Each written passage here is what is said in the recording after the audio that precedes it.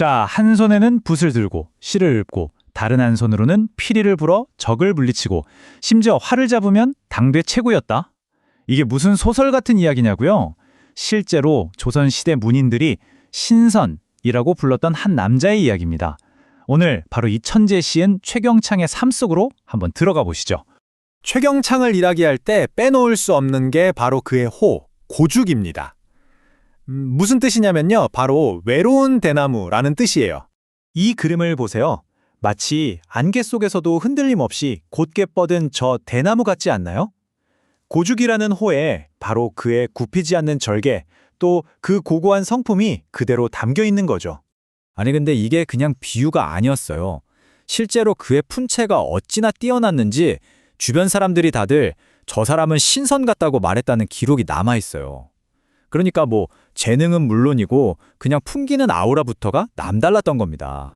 그는 단순히 시만 잘 썼던 게 아니라 조선 문단의 판도를 바꾼 뭐랄까 게임 체인저 같은 인물이었습니다. 백광훈, 이달 이 두 사람과 함께 3당 시인이라고 불렸는데요. 이게 무슨 말이냐면 그 당시 유행하던 좀 기교만 부리는 송나라 스타일 시에서 벗어나서 훨씬 더 솔직하고 힘있는 당나라 스타일의 시를 유행시킨 장본인들이란 거죠. 자, 그의 인생을 한번 쭉 훑어볼까요? 보시면 그의 삶이 정말 짧고 굵었다는 걸 알 수 있어요. 만 29, 좀 늦은 나이죠? 이때 대과에 급제해서 관직 생활을 시작했는데 안타깝게도 만 44이라는 정말 이른 나이에 세상을 떠나고 맙니다. 그런데 말이죠. 최경창의 천재성은 그냥 책상머리에 앉아서 시나 짓는 그런 수준이 아니었어요.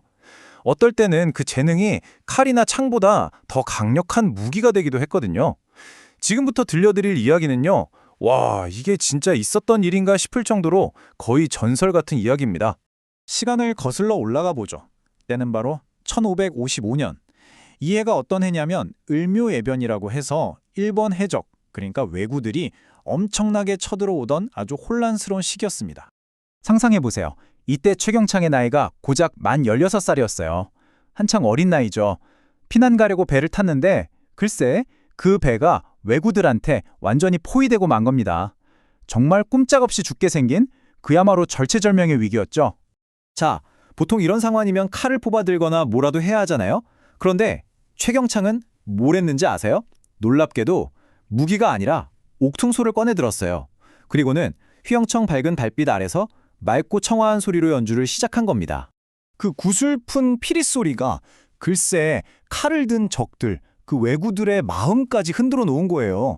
다들 그 소리를 듣고 고얀 생각이 나서 싸울 의지를 잃고는 스스로 포위를 풀고 물러났다고 합니다. 와, 정말 음악의 힘이라는 게 이렇게 대단할 수 있을까요? 자, 이렇게 예술적 재능이 넘치는 사람이었지만 현실은 녹록지 않았습니다. 그의 앞에는 아주 험난한 정치의 세계가 펼쳐져 있었거든요. 그리고 바로 그곳에서 그의 원칙과 신념이 시험대에 오르게 됩니다. 핵심은 이거예요. 최경창은 명예나 권력 같은 것에는 별로 관심이 없었어요. 오히려 막 권력자한테 아첨하고 그런 사람들을 보면서 저렇게는 못 살겠다. 저건 나 자신을 더럽히는 짓이다. 이렇게 생각할 정도로 아주 꼿꼿한 사람이었던 거죠.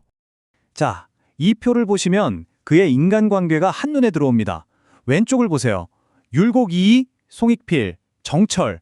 이름만 들어도 아시겠죠? 당대 최고의 학자들과는 아주 깊이 교류했어요. 반면에 오른쪽, 이산해나 허봉, 이발 같은 권력자들과는 사사건건 부딪혔던 겁니다. 한 가지 예를 들어볼까요? 당시 엄청난 권력을 쥐고 있던 허봉이라는 사람이 있었는데 최경창이 이 사람한테 밉보인 거예요. 뭐 잘못한 것도 아니고 그냥 고개를 숙이지 않았다는 이유 하나만으로요. 결국 그 대가로 번번이 관직 임용에서 미끄러지고 심지어는 지방으로 좌천되기까지 했습니다. 하지만 그의 진가를 알아본 딱 한 사람이 있었습니다. 바로 최고 권력자인 선조 임금이었죠. 신하들이 막 최경창을 비난할 때마다 선조가 직접 나서서 아니, 최경창은 문무를 다 갖춘 인재인데 내가 앞으로 크게 쓸 사람이다. 그대들이 감히! 라면서 그를 감싸줬다고 해요. 그 정도로 아꼈던 거죠. 자, 지금까지 시랑 음악 이야기만 했는데 이게 전부가 아닙니다. 그의 재능은 정말 끝이 없었어요. 그야말로 조선시대의 르네상스맨이라고 할 수 있죠. 도대체 이 사람의 재능은 어디까지였을까요? 이게 정말 놀라운데요. 그는 조선 최고의 명궁, 그러니까 활을 제일 잘 쏘는 사람이었어요. 그러면서 동시에 글씨는 또 얼마나 잘 썼는지 당대 최고의 명필로 꼽히던 옥봉 백광홍과 거의 막상막하였다고 합니다. 대단하죠? 그의 됨됨이를 보여주는 유명한 일화가 하나 있어요. 임금님 앞에서 활쏘기 시합이 열렸는데 경쟁자가 이 시합에서 이겨야 승진할 수 있는 상황이었던 거예요. 그걸 안 최경창이 어떻게 했겠어요? 일부러 화살 한 발을 빗나가게 쏴서 그 사람에게 장원을 양보해줬다는 겁니다. 실력도 최고인데 마음 씀씀이까지 정말 대단한 인물이었죠. 그런데 이렇게 모든 걸 다 갖춘 듯한 이 천지의 삶은 안타깝게도 너무나 짧고 또 비극적으로 끝나고 맙니다. 1583년 그의 나이 만 44, 한창 일할 나이죠. 새로운 임지로 가던 길에 머나먼 땅 경성의 한 여관에서 홀로 쓸쓸하게 세상을 떠나고 맙니다. 하지만 그의 이야기는 여기서 끝나지 않습니다. 육신은 사라졌지만 그가 남긴 시는 국경을 넘어서 명나라에까지 알려지게 되거든요. 그리고 거기서 어마어마한 극찬을 받게 됩니다. 당시 명나라의 학자였던 준하누라는 사람이 그의 시를 읽고 얼마나 감동했는지 이렇게 말했다고 해요. 내가 고국으로 돌아가면 이 시를 강남 땅에 널리 퍼뜨려서 당신네 나라의 문화가 이렇게 융성하다는 걸 꼭 알리겠다. 정말 대단한 평가죠. 결국 이런 생각이 들게 되죠.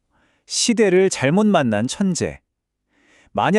정말 만약에 그가 조금만 더 오래 살았더라면 과연 우리 역사와 문학은 지금과 어떻게 달라졌을까요?